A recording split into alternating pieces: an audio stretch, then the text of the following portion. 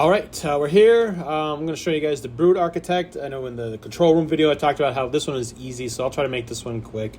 I didn't even look at any sort of write-ups on this and just went into it the first time just to see what was going on and beat it. It's pretty darn easy.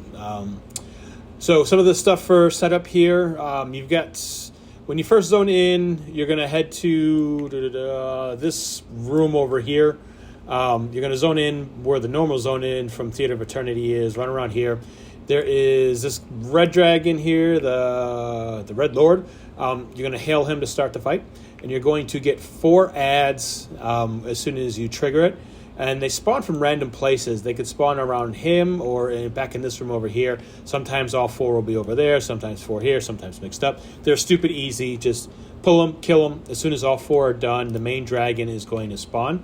And just like all of the other dragons in this expansion, the main dragon has percentage-based ads. And if you over DPS him, you will get potentially too many ads. One of the things with this guy, though, is those ads are like really stupid easy, and they don't do too much damage. They don't have any mechanics of their own. They're just easy tank and spank, low HP mobs. So it's not a big issue if you take them down and let a couple of ads spawn.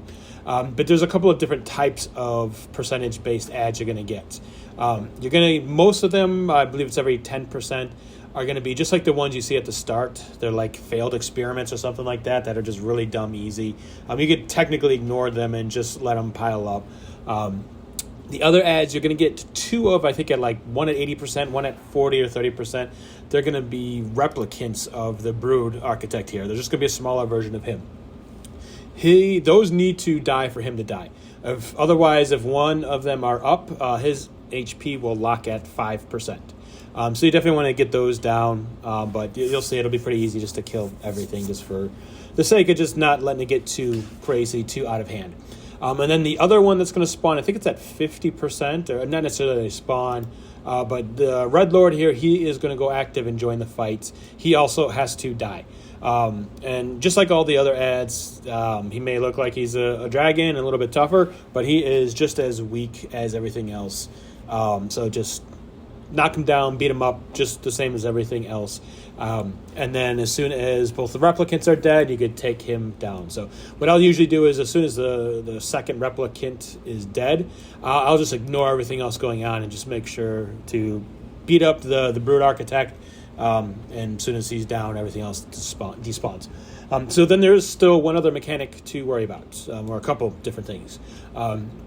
You can get one of, and I think there's always going to be one of 4 different colored oozes with an aura around it that kind of look just like this style aura here. The 4 different colors each do different things, but there's really only 2 that you should be worried about, or at least so far that's what I've read and that's all that I've paid attention to. And I haven't had any issues ignoring the other ones. So the first one is the one that's kind of like a reddish orange one, and it's going to circle around the room.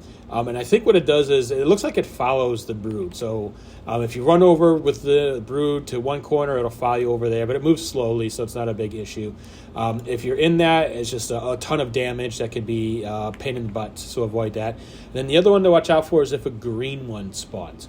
The green one means that he is going to charm your group. He's going to charm everybody but whoever is on main aggro. But honestly, I've ignored that one a couple of times because I've just kind of missed it, and it hasn't been an issue whatsoever. Usually the only thing that'll happen is my Beast Lord will die. Because when the charm breaks, it's got a pretty big, I think it's something like a 500k DD it'll do to all the charm tunes. And the Beast Lord, if he takes a couple of nasty reposts, like, he'll sometimes die because he's just the weakest character. And then the only other thing that's really kind of a pain in the butt, and the reason why you might potentially miss that or some of the auras, it's a small-ish room with a dragon that fills up the whole screen. And this is just kind of a general theme throughout all of these missions, these huge dragons. Like, there's no good way to zoom in or change your point of view that the dragon isn't going to potentially just cause like a big old blind spot, so you're not too sure what's going on there, so you might miss one of them up there. I'm sure there's probably a good audio trigger, but I just hasn't been too much of a need to pay attention for to know like, oh, that green is up. But yeah, so I'll go ahead and we'll end it here, and then we'll start up into a second part here into the actual fight, and you'll see it going and see that it is a generally pretty easy thing to beat. All right, we are going to go ahead and get stuff going. We got some buffs up, so we're going to hail. We're going to start this guy, and hopefully have a good, successful, easy win. So here's the 4 mobs, what they call the unmodified experiments. Here they come running. We'll let them all kind of gather in here. And we'll start beating them up. Let's get some barge stuff going. So yeah, these guys here are pretty weak. It would help if I had attack on though, of course. So these guys, yeah, they'll go down pretty quick. Not too much of a pain here. And then you'll kind of see as we get into this fight, I know I mentioned it in the first part, like it's a huge drag and it's a pain in the butt to see, and like most of the pains you're going to experience from boxing is just getting like position right. It's hard to see where the target rings are at sometimes, and if where your tunes are and are they actually doing damage. Pay attention down here, make sure you don't see any red text there, and if you do, it's just about like understanding how to twist and turn to make sure you're facing the mob itself. Everyone's facing the mob, so that no one's kind of turned off. And similarly, you'll see in some of the other videos when we get into Priest and the Heart one, where there's or not the Heart one so much, but the Priest one. Like positioning in like avoiding DPS will be like really, really huge. So you'll actually want to utilize that sometimes and make sure that your tunes are not doing any DPS. Because again, like we said a moment ago, a big portion of these mobs of the strategy here is not DPSing them too fast. So here we go. We got one of these altar thingamajiggies here. These are the ones that technically you could just ignore these. I don't even know if they're mesable. I've never tried with the Bard, but I'm going to take them down just so that they don't pile up too much and you just kind of see what it might look like more so for a lesser group or first time where you do want to make sure you get rid of everything. So kill this guy. And there is so this one aura here, I don't know what this thing does. Something to do with maybe the eggs or something like that. I should say there is some sort of mechanic. It might be one of those like the dragon will like eat eggs and he'll regain up to 100%, but it's inconsequential. Like he won't repeat any mechanics, and he just does no damage and has no hit points. So that's just why you ignore it. All right, here's the replicant. So we're going to snag him, get some aggro on him. There he is, and a little guy right here. He's just kind of a mini version of the boss that's kind of stuck inside of him. There's another one of these guys here.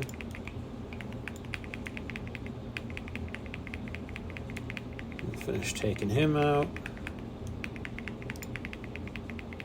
So this kind of like reddish orange ooze over there will start moving in a moment, and we want to make sure that we are not stuck in it. I don't know why. Where's my Berserker's not doing anything? He's not in range. Let's get rid of this annoying crap here. There we go. I lost my Bard stuff. Let's get that Bard stuff going again.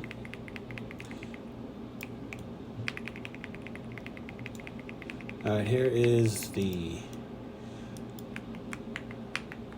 dragon guy here. I'm going to pop off a harm touch on him. And you'll see, like, that harm touch just absolutely destroyed him with one hit. Just how weak this guy is. He'll go down quick. Yeah, so that reddish orange thing is usually moving, but now it's not. So I don't know why. I don't know what causes that. Again, a lot of this stuff, everyone is still just kind of figuring it out and not too sure of it just yet. All right. Back onto the Architect.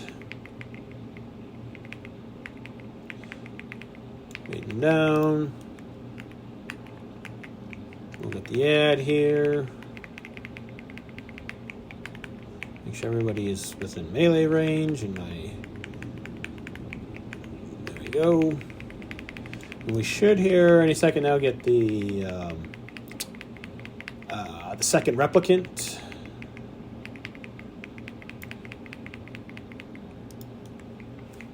Or maybe still one more of these guys.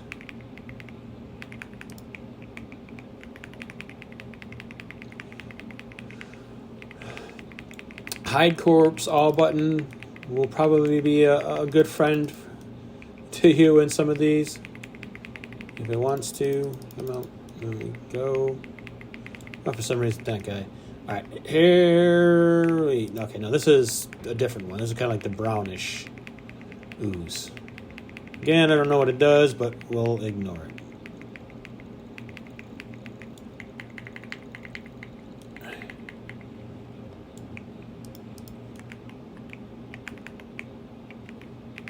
There's the second replicant. So we'll get some. So what we'll do here is we'll take this guy down.